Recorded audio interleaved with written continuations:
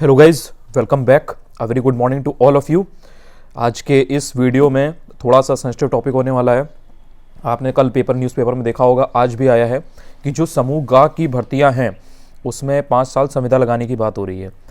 अब जब से ये चीज़ लोगों ने न्यूज़पेपर में देखी है, फेसबुक पे, ग्रुप्स पे, जगह जगह यूपी में जितने भी लड़के तैयारी कर रहे हैं उनके दिमाग में एकदम उथल पुथल मच गई है।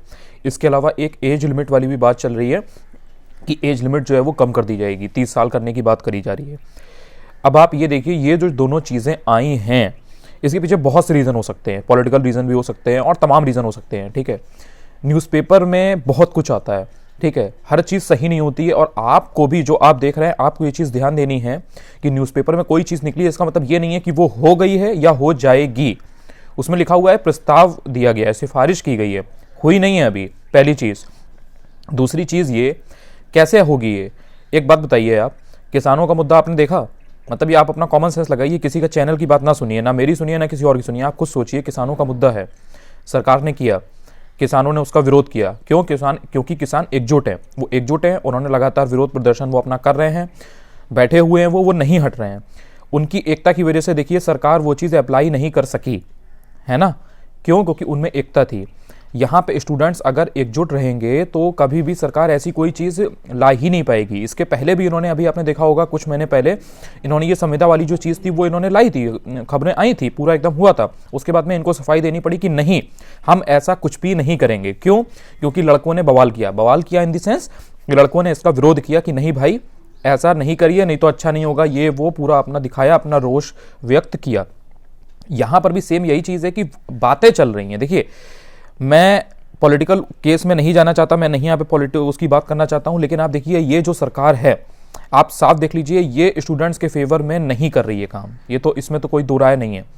ये जो चीज़ें हैं, एक तो पहली एज लिमिट वाली और दूसरा आपका ये समूह गा की भर्ती में 5 साल संविदा वाला, ये दोनों ही चीज़ें आज की तारीख में ये फाइनल नहीं कर सकते, कर ही नहीं सकते ये। क्योंकि आप देखिए UPSSC का कितना बच्चा है, लगातार उसके जो बच्चे हैं जो एग्ज़ाम देते हैं वो जा करके शर्टलेस होकर के और लगातार विरोध प्रदर्शन वो करते रहते हैं। पेकअप भवन में कोई ना कोई वो धरना प्रदर्शन उनका चलता रहता है।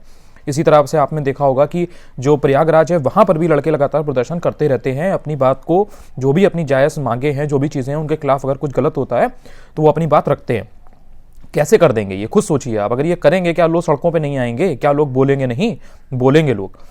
ये क्या कर सकते हैं, ये जो चीज़ें जो कर रहे हैं, जैसे इन्हें आज ये चीज़ सूर्या लगा दी, अब ये चीज़ जो उनने आज आपके लगाई है, ये चीज़ें 3 साल बाद जरूर कर देंगे, ठीक है ना? अभी 22 का इलेक्शन आने वाला है, ये सब चीज़ें करके ये आपको रहे हैं भटकाने में। आप इन सब चीज़ों में लगे रहोगे, उसके बाद में जो वैकेंसी आने वाली है उसमें ये इनकी जो चाल है, जो मुझे लग रही है, वो ये है कि ये इनके हाथ में और कुछ नहीं है। ये सिर्फ करेंगे ये कि ये वैकेंसी बहुत कम निकालेंगे और ये कुछ नहीं कर सकते। देखिए, समूह गा की भर्ती में ये 5 साल की संविदा कर नहीं सकते, इस पे लड़कों का इतना रोष होगा कि ये झेल नहीं पाएंगे। दूसरी चीज़, एज लिमिट ये कम कर नहीं सकते क्योंकि ज़्यादातर लोग अब जो है 28-30 के आसपास हो जाते हैं। तो 30 अगर आज आप एज लिमिट कर दोगे तो आधे लोग तो ऐसे ही बाहर हो जाएंगे, तो वो फिर बवाल मचाएंगे। तो ये दोनों चीज़ें होनी नहीं है। लेकिन ये क्या करेंगे, इन सब चीज़ों में उलझा करके जो वैकेंसी आने वाली है उसमें ये पोस्ट कम करेंगे। पहले तो ये वैकेंसी ही नहीं निकालेंगे। इनका पूरा फंडा वही है, आत्मनिर्भर का मतलब ये है कि हाँ यार, अगर कोई कोरोना जैसी महामारी जैसी कोई दिक्कत आ जाती है तो आपके पास एक सेल्फ भी कुछ होना चाहिए कि हाँ, आप एकदम सड़क पे ना आ जाओ। ये आत्मनिर्भर का एक्चुअल मीनिंग होना चाहिए, जो मुझे लगता है। बट इनका आत्मनिर्भर का मतलब जानते हैं क्या है? कि भैया हम तुम्हें वैकेंसी निकालेंगे ही नहीं। पहले निकालते थे 500, अब हम निकालते हैं 200। हम तुम्हें जॉब देंगे ही नहीं, अपना तुम पकौड़े तलो। अब ये जो आपने समूह गा की भर्ती में 5 साल संविदा की है, अब एक बात बताओ आप, समूह गा की भर्तियों में कौन अप्लाई करता है?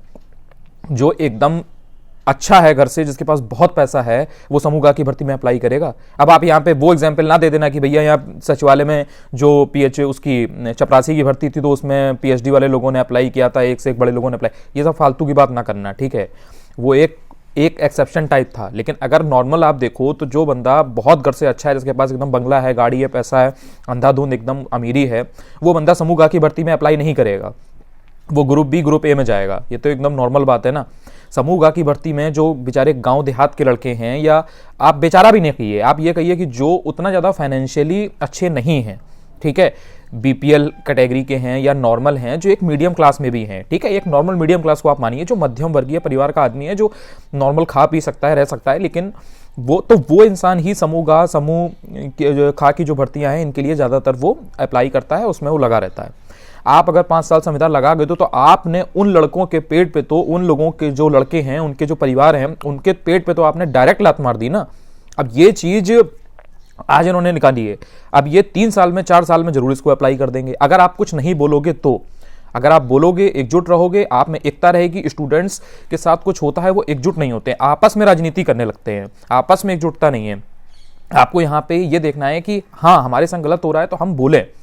कोई भी स्टूडेंट, किसी भी स्टूडेंट के मुद्दे में अगर कोई बात होती है, सबको एक होना चाहिए। एक नहीं होगे तो कुछ नहीं होगा। अभी क्या होता है, अब जैसे सपोज यूपीपीएससी में कोई चीज़ है तो जो यूपीपीएससी आरओ वाले हैं वो नहीं बोलते हैं, ठीक है। फिर जब आरओ के बारे साथ कुछ गलत होता है तो यूपीपीएससी वाले नहीं बोलते हैं, ठीक है। तो आपको ये समझना पड़ेगा कि यार जो भी गलत हो रहा है उसके खिलाफ आप आवाज़ उठाओ, कम से कम बोलो। यूपीएससी का आपने हालत देखा है, ठीक है। अब उनके संग कुछ गलत हो रहा है तो यूपीपीएससी वाले जो हैं बच्चे वो भी तो एग्जाम देते हैं। ऐसा तो नहीं है कि किसी ने अगर लेखपाल का डाला है तो वो इधर यहाँ पे पीसीएस नहीं डालता है या आरओ नहीं डालता है, अधिकतर लोग डालते हैं, लेकिन वो नहीं बोलते हैं। अगर यूपीपीएससी बहुत लेट लतीफ़ी से काम कर रहा है, एग्जाम जल्दी नहीं करा रहा है, कोई पुराना रिजल्ट जल्दी नहीं निकाल रहा है, तो इस पर यूपीपीएससी के जो बच्चे एग्जाम दे रहे हैं कोई नहीं बोलते हैं।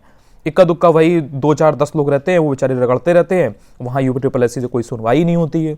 तो बेसिकली अब जो ये न्यूज़ आई है, कल न्यूज़पेपर में आया, आज न्यूज़पेपर में आया, अब इससे पता नहीं कितने लड़के जो हैं, लड़के लड़कियां, उनका दिमाग एकदम डाइवर्ट हो गया कि अरे भाई लो अब तो 5 साल संविदा लगने जा रही है, और एकदम इनका दिमाग वो हो गया। देखो नॉर्मली फेसबुक पे इधर उधर बस ऐसे ही नॉर्मल बोलने से कि अरे योगी जी पगला गए हैं, बाबा पगला गए हैं, ये ऐसा हो गया है, वो ऐसा हो गया है, इनसे बात नहीं बनेगी।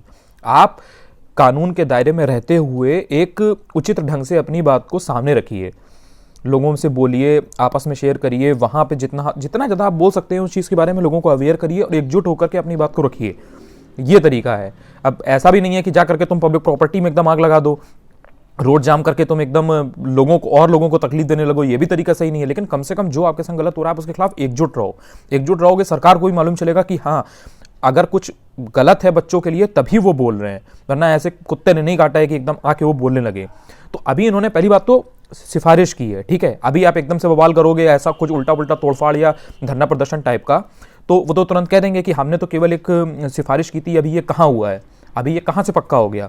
जैसे वो एनआरसी सीएए वाला था ना, तो उन्होंने कह दिया था कि अरे ये आ गया, तो उन्होंने कहा अभी कहाँ आया है, अभी तो केवल हमने ये चीज़ निकाली है, हमने ऐसा वो तो नहीं निकाला। समझ रहे हैं ना आप, वो लोग ये चीज़ बहुत पिन पॉइंट करते हैं। तो अभी ये कोई कंफर्म नहीं हुआ है, लेकिन आपको ये चीज़ ध्यान रखनी है कि ये आगे चल के हो सकता है। अभी तो नहीं होगा, अभी तो इसमें शॉर्ट नहीं होगा। अभी होगा तो बच्चे बिल्कुल भी बैठेंगे नहीं, वो चुप नहीं बैठेंगे, इसके खिलाफ वो बोलेंगे और ये लोग नहीं झेल पाएंगे। अभी आप निश्चिंत होकर के पढ़ाई करिए, पूरा फोकस पढ़ाई पे रखिए, कहीं पर भी भटकने की ज़रूरत आपको नहीं है, कहीं पर भी आपको भटकने की ज़रूरत नहीं है कि किसी प्रकार का कोई चेंज हो रहा है, कुछ हो रहा है। ये केवल बातें चलती हैं, इस तरह से चलता है, अभी कुछ ये चेंज नहीं होगा, ठीक है। लगातार पढ़ते रहिए। Thanks for watching this video.